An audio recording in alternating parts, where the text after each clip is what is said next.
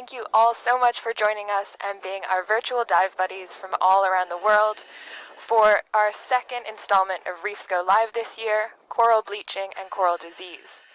Today we're coming to you live from Meadows in the Bloody Bay Marine Park, just off the coast of Little Cayman, which you should be able to see behind me. I'm CCMI's Education Specialist Fiona. I'll be your topside host for today, and I will be heading up the conversation with our underwater host, Katie. Katie is going to be wearing special scuba equipment, which includes a microphone and headphones, meaning she can have a conversation with me and also answer your questions live from underwater. So let's go ahead and say hi to Katie now. Good morning, everyone, and welcome to Meadows.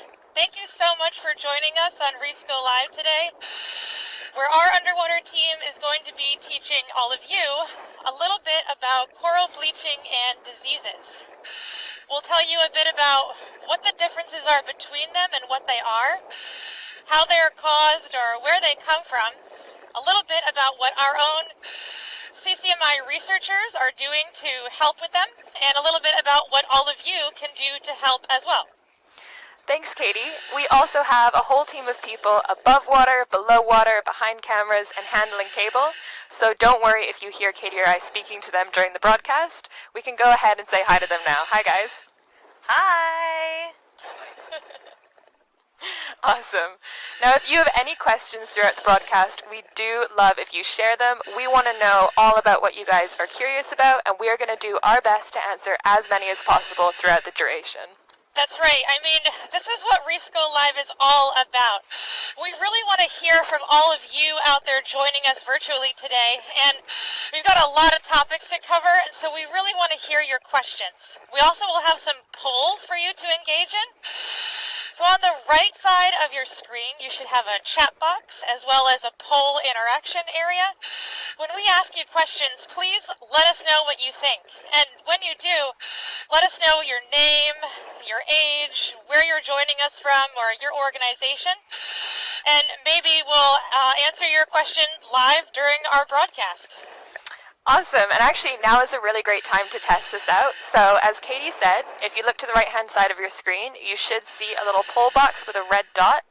And if you click this, using the different options you see, you can let us know whether you've joined us for any Reefs Go Lives previously. And while you're engaging with that poll, if you are an educator or a parent or joining us with any primary school kids today, then, sorry guys, a reef shark just came right next to us over here on the reef. Hopefully it's going to come around here and we can get some really sweet shots of a Caribbean reef shark. So I'll let you know if we see that again. That's amazing. It's really awesome. I hope it makes a cameo over here. Couldn't tell if it was a male or a female, but we'll know what they are hopefully soon. So cool. Anyway, I was telling you about some educational materials that we prepared for you guys. Those are on the left-hand side of your chat box or your event space. And that includes a lesson plan, which we've actually created to align with the Cayman Islands National Science Curriculum, as well as several of the ocean literacy standards. So be sure to go in there and check out those lesson plans. Awesome, and actually we're getting our responses from the poll already, and we have a whole variety of people who have watched varying times. Some of you have watched every single episode, which is amazing, and we're so grateful for you, and some of you are tuning in for the first time, so welcome to all of you. Cool. And one last thing before we dive right in that I wanted to mention is that you will hear me throughout the broadcast checking in on Katie and the underwater team. This does not mean that anything's wrong. If any of you are divers out there, you'll know this is just standard safe diving practices. So we're going to go ahead and start by doing that now. Katie, how are you and the team doing down there? I'm doing excellent. Really hoping that shark comes back. Let me check in with our cameraman, Matt. Yep, he's doing great. And so is our safety diver, Greg, keeping an eye out to make sure you guys get to see that shark. Awesome. And really quickly, just want to mention, we have people tuning in from Boston, Pennsylvania, London, Grand Cayman, and California. Wow, that's awesome. Thank you guys all so much for joining us all across the world today. Yeah, it's super exciting. So if you guys joined us last time for our Reefs Go Live, welcome to the Coral Reef, you'll remember that we discussed coral reef ecosystems as a whole, and we talked about how the living and non-living components within that ecosystem acted in a balanced way, dependent on each other for a functional coral reef. So with abundant fish populations, clear water, healthy stony coral, and a diverse population of different reef species, these healthy reefs can exist now and going into the future. But if one or many parts of that coral reef ecosystem falls out of balance, that can actually have a much larger detrimental impact on the oceans as a whole. So today we're going to touch on two key threats, coral bleaching and coral diseases. We're going to look at what causes them, what impact that has on our reefs, what that means for us and the planet as a whole, and then we're also going to look at what all of us can do to help prevent that. So Katie, do we want to begin by reviewing what a coral is? Absolutely, Fiona. It's a very natural place to start, and it sounds like a lot of you dive buddies have joined us before, which is sweet. But for those of you who it's your first time and maybe you're not sure what a coral is, well, we have a massive coral reef behind us with some great examples. So swim towards the reef with me this way, and I'll see if I can find one with some really big polyps to show you a little bit more about what a coral truly is. I think this is a great one actually to start with. This is the great star coral right here. And each of these small individual circles is a polyp. Each of these coral polyps, which when their tentacles are extended, you can see how they're related to jellyfish. But each polyp altogether works as a colony. So this is a colonial animal. And you can see it's a kind of purplish red coral, and that color is coming from a photosynthetic algae, tiny microscopic algae, living inside of the tissue covering this coral. Underneath that tissue is a skeleton, very similar to our own actually, made of calcium carbonate and aragonite. But that photosynthetic algae is super important to this colonial animal. Not just because of this beautiful color, but because also that tiny microscopic algae is giving this coral up to 95% of the nutrients that it needs to survive and thrive. Now, that relationship between this coral and that tiny photosynthetic algae is a symbiotic relationship. And it's crucial to understanding that relationship for today's first topic, which is coral bleaching. Yes, and a really quick shout out whilst we're here to our friends from Diving with Heroes. So it's nice to see you guys tuning in again. Oh, awesome. But as Katie just said, that brings us really nicely into our first topic for today, which is coral bleaching. So that symbiotic relationship between the coral and its zooxanthellae is really great for both parties when the conditions are right. But if the conditions change or become unsuitable, for example, if the water starts to warm up or if pollution levels increase, then the coral will actually get super stressed out and expel its zooxanthellae. That's right, Fiona. And there's a lot of corals on this reef. We've got the purple one we noted earlier. We've got some orangey gold corals here. We've got some more orange corals here and purple and brown here. All of these different corals on the reef, that color is from that zooxanthellae. If the coral expels that zooxanthellae due to bleaching, then these colors, or these corals will lose that color. They're still living, but their tissue is translucent. And when their tissue is translucent, that skeleton, like I talked about, similar to our own skeleton, is then exposed, and that makes them look white or bleached. Exactly, and when these unfavorable conditions change, for example, if the water that warmed up starts to cool down again, or if the pollution levels decrease, the coral, or the zooxanthellae, can actually return to the coral, and the coral can become healthy again. The amazing thing about this is actually corals that survive these stress events can actually end up stronger and more resilient for future stress events. But if the coral is under stress for more than a few weeks, then these corals can actually die. So with ocean temperatures rising globally due to climate change, all of you can understand how this is becoming an increasing issue. So for those of you joining us from a classroom today and wanting to learn more and potentially conduct an in-class demonstration, we do have a lesson plan and a YouTube tutorial available if you look on the left-hand side, as Katie mentioned, under our education materials, so you can click on there to find those. So we've talked a little bit about what coral bleaching is, what causes it, and what it looks like. What would happen if an entire reef, or many corals on a reef, were to bleach and not be able to recover? Ooh, that's a good question, Fiona. Well, unfortunately, if a lot of the corals on this coral reef you see behind me were to undergo a bleaching event and weren't able to recover, say they perished, then you dive buddies can imagine how different this reef would look. The reason there's so much color going on here is because it's built by stony corals, or reef-building corals. Now, if you come a little bit closer with me, we can see there's several other organisms occupying this reef. There is algae, which looks really fuzzy. There are some sponges, which might be red in color, or this one is a bit yellow. And there's also some tunicates, or encrusting animals on the reef, too. Now, these organisms all exist here together in a balanced ecosystem.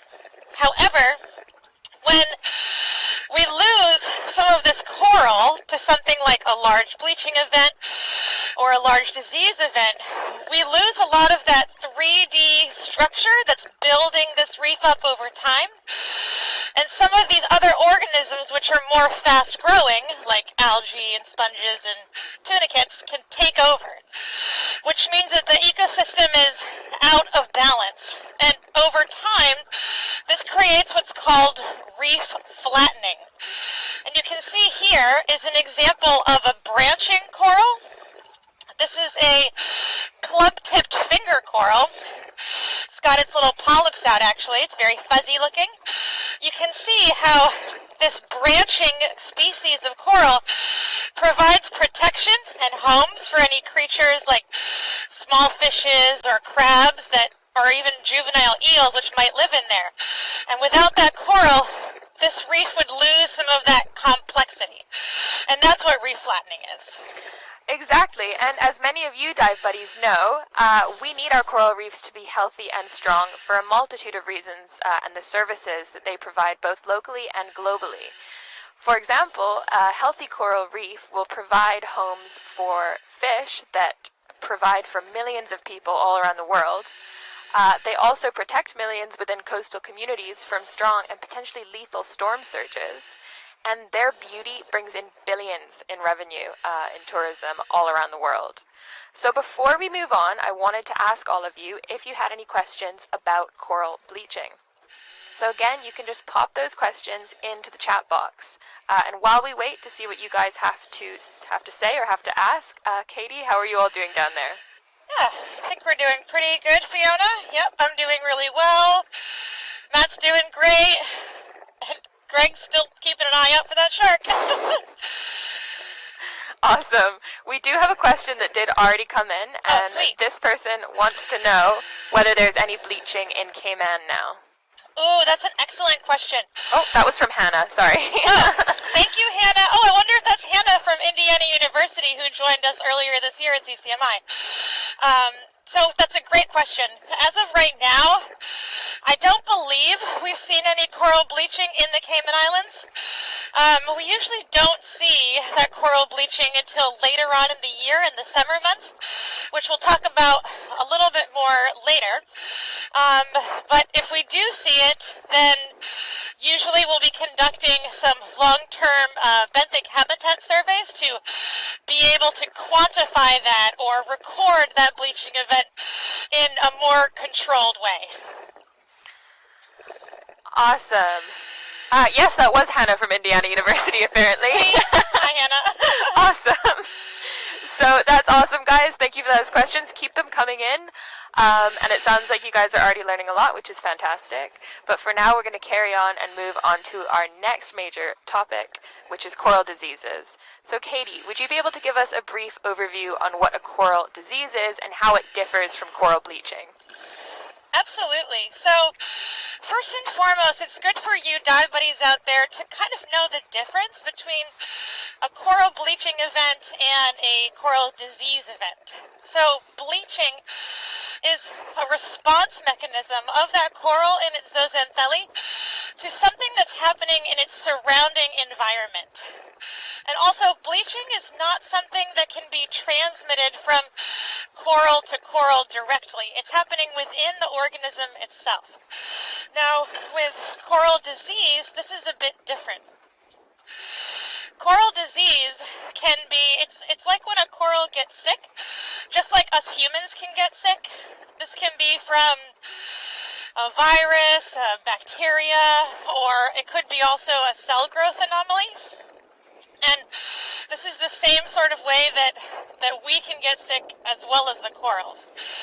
Now, with a coral disease on this reef, this can get transmitted through a variety of ways. So let's see actually if we can find a coral on the reef that is touching each other so we can talk a bit about that direct contact. And I actually think we see some right over here. So you guys can swim a little bit closer to the reef with me. And there's some corals right here that are almost touching. Now these are both corals that are of the same, they're the same species, but it's two different individuals. So it's one lettuce coral here and another lettuce coral here. And right here they're touching. So if this coral had a disease and this coral was healthy, it's possible that that disease could spread from the diseased coral onto the healthy coral, and that's called direct contact. Now, another way it could spread is through secondary contact. If I accidentally, or anybody, kicked or brushed up against a diseased coral and then did the same thing to a healthy one, I could accidentally transfer that disease through indirect contact to the healthier one. Now, diseases can also be in the water column. Maybe we can't see, but the viruses or bacteria are quite small, and they're just floating around out here waiting to find a host. And then the last way is, well, not the last way, but one of the last ways is through corallivores, or animals that naturally eat corals. These are animals such as the little snails you might see on the reef, or the flamingo tongues as well, bearded fireworms, and butterfly fishes. So diseases can be spread coral to coral, whereas bleaching really cannot. That was an awesome explanation of the differences between the two, Katie, and I just wanted to say we have a couple more questions coming in, so I'm going to shoot them your way. So Claudia did ask a question about stony coral tissue loss disease, and we're going to come back to that, so we're not going to address that question just yet. But then we do have a question from Sir John A. Cumbers, who were here earlier this year. But this is year 3, who was not here, and they want to know, do coral have to reach a certain age to die? Ooh, excellent question from John A. Cumbers. Honestly, not that we know of. Researchers have been studying corals for quite a while now, and as long as that coral is in the optimal or the best environment for that coral, it's got plenty of sunlight, plenty of food, has a good relationship with its zooxanthellae, that coral can live for hundreds or thousands of years. So we really don't know the age that a coral has to be to die. Theoretically, it could be tens of thousands of years old. Awesome. So going back to our coral bleaching and coral disease and the comparison, so now we understand the differences between those two a little bit better. We're going to go back to thinking about what a coral needs to survive. So it makes sense to me that if a coral is bleaching or has recently bleached, it's going to be a lot more susceptible to coral diseases. Like with us humans, if we aren't eating healthy or we aren't getting enough sleep, we're a lot more likely to get sick. With us, that's because our immune system is weak, whereas with a coral, it's because without that zooxanthellae providing them with so much food, they're weakened and they have less energy to fight off those diseases. That's right, Fiona. And that's kind of what we talked about a minute ago with Hannah's question, is that have we seen any coral bleaching here in the Cayman Islands yet? And we have not. We'll usually see that bleaching event happening in the summertime or just after the summertime when the waters are warmest. And then, because the corals are weakened, they don't have that extra nutrients from its zooxanthellae, that's when they're most susceptible to diseases. But that also brings us back to, I think you said Claudia's question about Skittle D on the reefs. Skittle D is an excellent example of a disease which doesn't seem to have a season. We've actually found Skittle D on the reefs of Grand Cayman all throughout the year, not just after that stressful time in the warm waters of summer. Exactly, and actually we have a quick question here from David and Pat, who want to know, how does a boat spread Skittle D from Grand to Little? Ooh, that's a great question. Well, first of all, I'd like to say, not intentionally. I don't think anyone is spreading this disease on purpose, but the disease has been known to be on biofilm accumulation, which is that growth on the bottom of your boat or also on the inside of your boat bilges. So you could accidentally transfer it by going from Grand Cayman to the sister islands or any islands that have the disease and then don't have the disease. And it can also be in your bilge water. So if you're boating somewhere where there is Skittle D in the area and you take in water and you travel somewhere where there isn't and you let that bilge water out without treating it first, that's the way that you could be spreading it. But there are actually guidelines on the Department of Environment's website, which actually tell everyone how you can properly treat your gear and your boat bilge water. Awesome. So going back to what Skittle D is a little bit more, stony coral tissue loss disease, which we often shorten to Skittle D, first appeared on Florida's reefs back in 2014. And then it spread its way through the Caribbean, finally arriving in the Cayman Islands in June of 2020. And Skittle D affects over 25 species of reef-building corals. It involves rapid tissue loss, which spreads from coral to coral through a variety of different transmission methods, as Katie was just talking about. So here in Cayman, the Department of Environment manages a response team, and they have been doing so since discovery. And what that response team does is they monitor and minimize the impact of stony coral tissue loss disease on our reefs.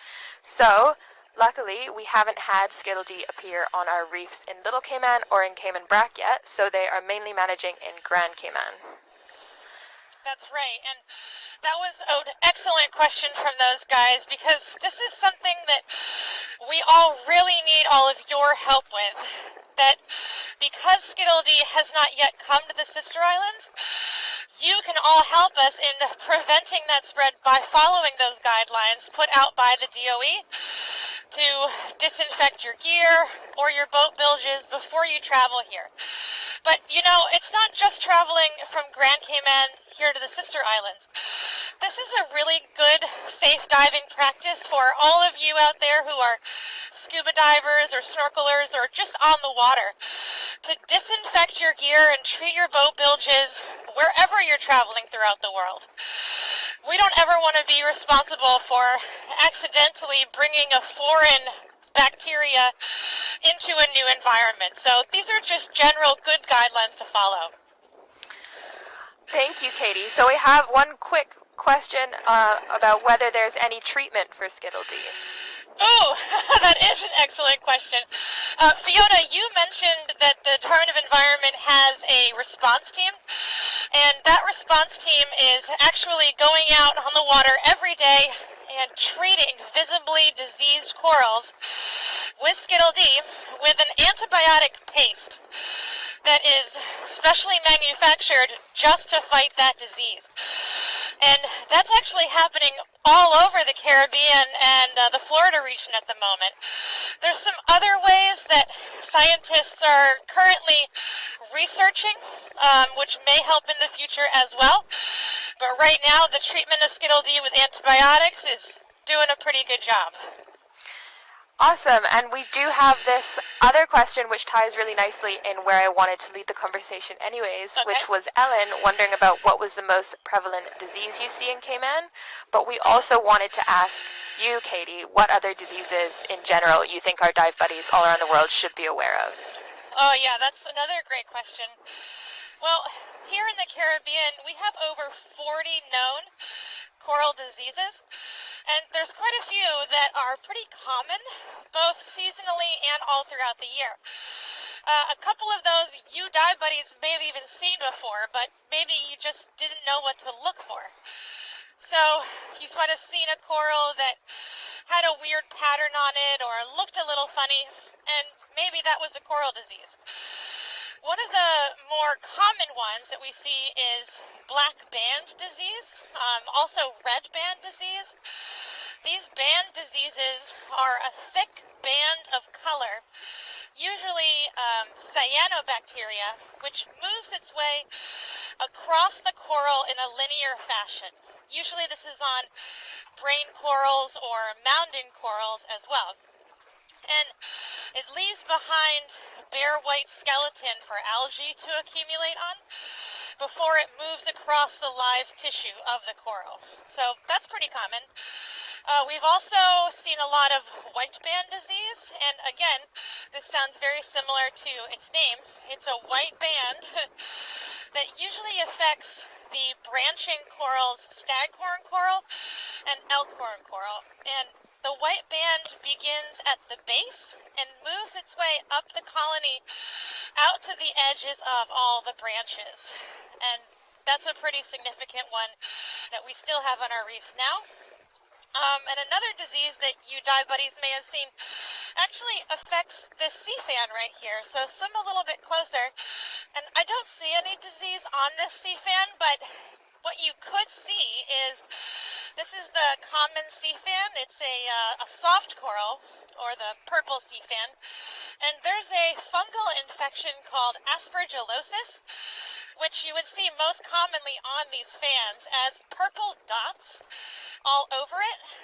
And eventually those dots will create circles that grow wider and wider all across the coral, eventually killing the entire colony. And something interesting about that is I just learned the other day that aspergillosis is actually a fungal infection that can affect many different animals, including humans. So those are just a few of the more common ones that you guys would see on these Caribbean coral reefs, besides stony coral tissue loss disease. Definitely. I know I've seen, unfortunately, quite a few of them on our reefs, but we're wanting to know what you guys have seen. And I can see that you guys are already responding to our poll about which coral diseases you have seen on our reefs. Just remember, it doesn't have to be in Cayman. It can be anywhere around the world that you've been diving or snorkeling. So while we wait, if you guys haven't responded to our poll, you can do so just by clicking on that poll box on the right-hand side. So whilst we wait for any of you last-minute poll responses, Katie, how are you all doing down there? Doing really good, Fiona. Thanks for asking. And yep, so is the rest of our underwater team. So yeah, I'm interested to hear what you guys say that you've seen. Awesome. So we are getting some responses to our poll already, which is fabulous. And it does look like quite a few of you have been seeing stony coral tissue loss disease, or Skittle D, on the reefs. Oh yeah. Which probably means we have a lot of local viewers, or at least regional viewers in the Caribbean. And whilst I'm not happy that you guys are all seeing this disease on our reefs, I am really happy that you're being aware divers or snorkelers and are looking out at what you see. So, one of the other diseases that we discussed earlier is white band disease. And white band disease actually had devastating impacts on the coral reefs throughout the Caribbean in the 1980s. So between 80 and 95% of the Staghorn and Elkhorn coral that we had here died in the Caribbean due to this disease. I have this gorgeous little staghorn skeleton here you can see. So as we discussed a little bit earlier when Katie was talking about coral bleaching, what we can have when a bunch of coral dies on a reef is reef flattening. And you can imagine with a type of coral like this, which is super big and beautiful and branching and complex, that when you have reef flattening occurring due to loss of this type of coral, you are getting fish, little fish and crustaceans that are losing their homes. You're also weakening the reef as a whole, and you're also losing these super important storm breaks that you'll get. That's right, Fiona. And so you can see the complexity that these kinds of species that Fiona just showed you has to offer on a big reef like this. Now, we don't have any of that species, Staghorn Coral, on the reef behind me, but there's plenty of other branching species as well, and they have a similar effect when you lose those on the reef too. But also the reason that maybe you don't see so much of that Staghorn Coral on this reef is because of that decline in the 80s. But people all over the world have come together, reef lovers and researchers alike, to try to come up with some creative and innovative solutions to help build these reefs back up, either to what they used to be or so that they can contribute by reproduction to the reefs all around it. And we've done that through the creation of coral nurseries. So many of you dive buddies may have heard of a coral nursery before. This is where researchers go out to the reef, permitted and trained to do so, of course, and take coral off of that reef, little pieces of it called fragments. And then they grow these fragments in a controlled setting where they can monitor them over time and grow them really big so that they can eventually put them back out onto the reef to help it grow back into this big, beautiful reef you see behind me. Awesome, and I want to talk about CCMI's nursery in 1 second, but I have a question for you quickly, Katie, from Sir John A. Cumber again. Okay. And they want to know, where do coral disease actually come from? Ooh, another great question, guys. Well, we spoke a little bit about that white band disease earlier in the 1980s, and that white band disease is actually an imbalance of bacteria on the surface of the coral, and that imbalance of bacteria came initially from wastewater treatment being done improperly, and it was linked to bacteria that we humans actually have in our gut or in our digestive system.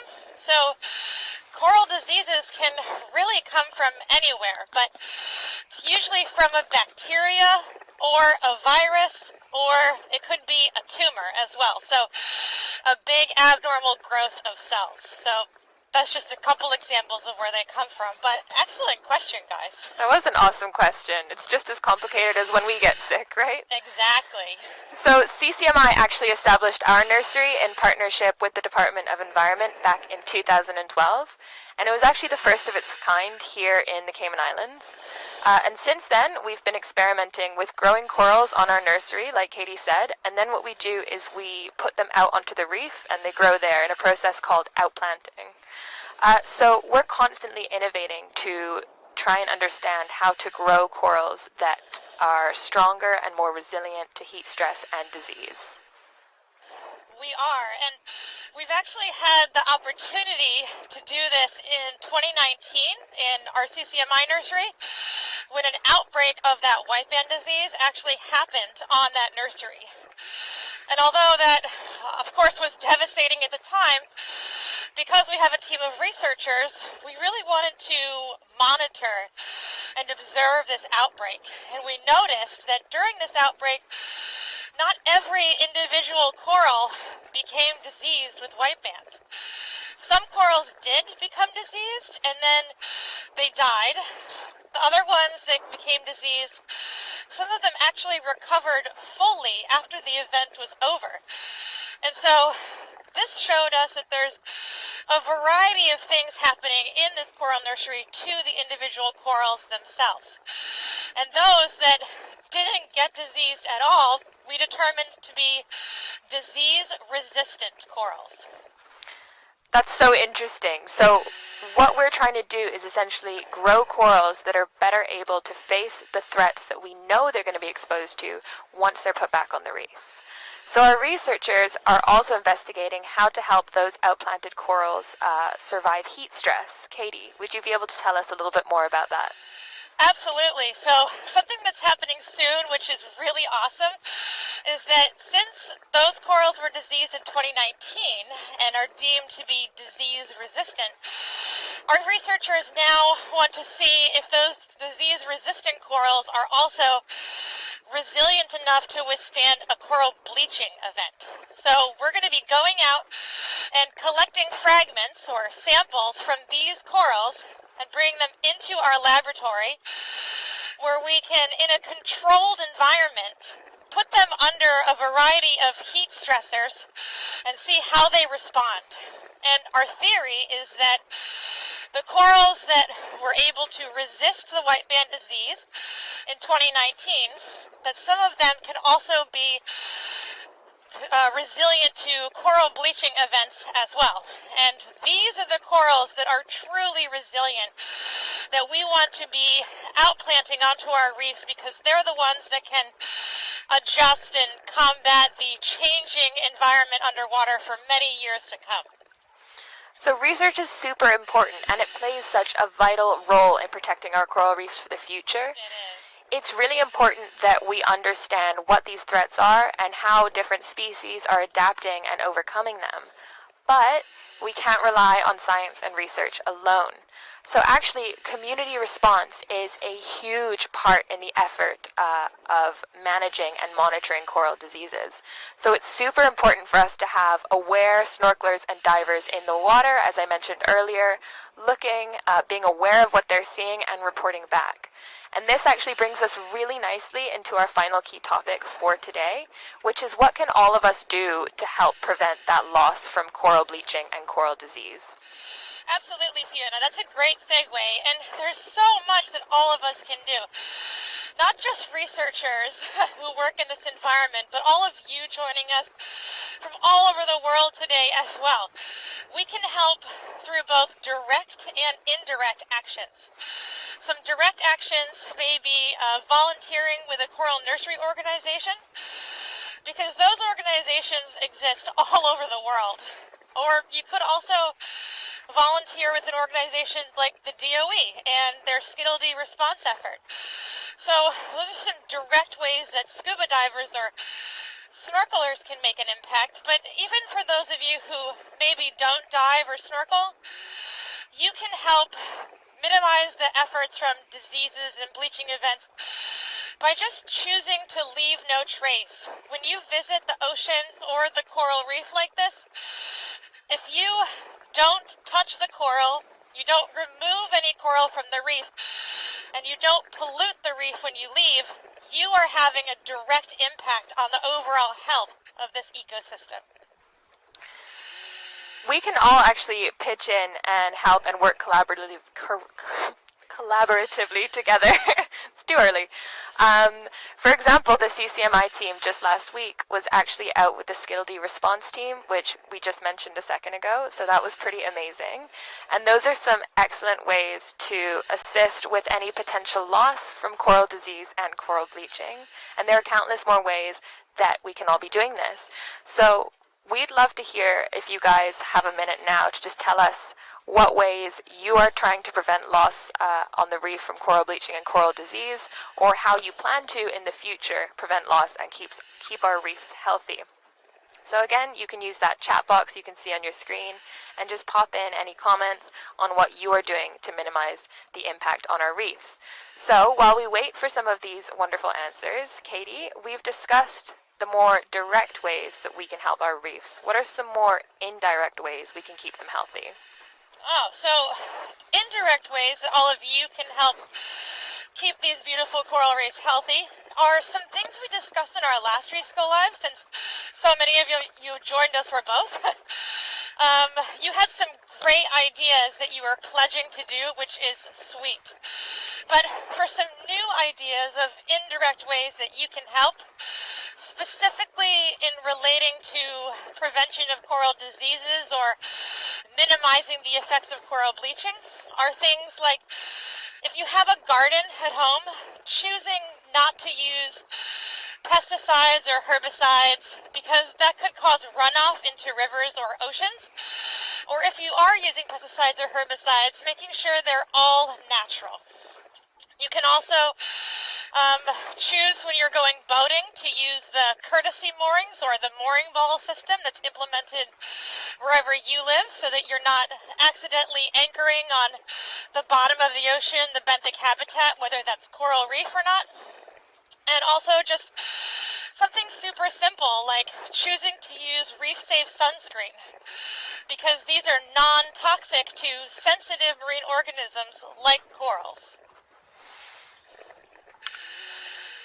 Awesome. All right, so sorry, we've just had a question come in about Awesome. disinfecting scuba and snorkel gear. Oh, okay. We just want to say, please check the chat box, and our team is just putting a link in there for the DOE's website, which will have all the details for you guys. Cool.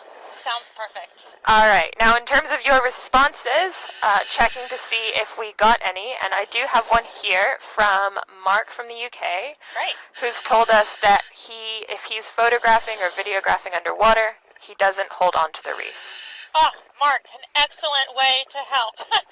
It may seem small, but, you know, we really love our underwater videographers and photographers because you are the ones who are able to share this incredible environment with a lot of people who may not have the opportunity to see it for themselves. And when you're taking this incredible footage, if you're accidentally holding the reef or kicking it, it's not really helping overall. So by choosing not to do that and still getting an awesome picture, we applaud you. I agree. That is an excellent way to help keep our reefs healthy. So Frankisha plans to volunteer or intern with a restoration program one day, which is awesome. Who was that? Frankisha? Frankisha, you should check out our website because that could be with us in the future. So make sure you see reefresearch.org because we're open to that for sure. Definitely. So those were excellent, guys. Fantastic responses. Do keep them coming. And I just want to remind you to keep all that hard work up and encourage your family and friends to be doing the same. So remember, all of us can help all around the world, no matter where you live. You don't have to be next to this gorgeous ocean. Whatever you do to reduce your carbon footprint is helping our coral reefs. So that is just about all we have time for today, unfortunately, but we did cover a ton of topics. So just to recap, we went over the two key threats, coral bleaching and coral disease. We looked at what CCMI's researchers are doing, and we talked about what research is doing to create conservation solutions. And then finally, we talked about what all of you and all of us all around the world can do. So before we sign off, Katie, is there any last thing you wanted to add? I just want to say thanks again to all of you virtual dive buddies joining us today from all over the world. We really appreciate you being here and learning a bit about coral bleaching and diseases with us, which I know is a bit of a somber topic, but it's just really important for you to know that you can't lose hope. There is so much research getting done on these topics throughout the world, and there's a lot that each of you can do that will really help, a little bit about what we highlighted earlier. So I just hope that you leave this broadcast, this cool underwater interaction we're having with a little more knowledge on the topic, but also an increased curiosity and respect for our oceans as well. And I hope that we'll see you again down here on the reef, a Mission Blue Hope spot off of Little Cayman on May 26th. So thanks so much, guys. Yes, I agree with everything you just said, Katie, and I really hope you guys all join us on Thursday, May 26th. It will be the same time as today's broadcast. So thank you all so much again for your awesome comments, replies, questions, all of that. So I really hope you enjoy the rest of your day, and we really look forward to seeing you again in May.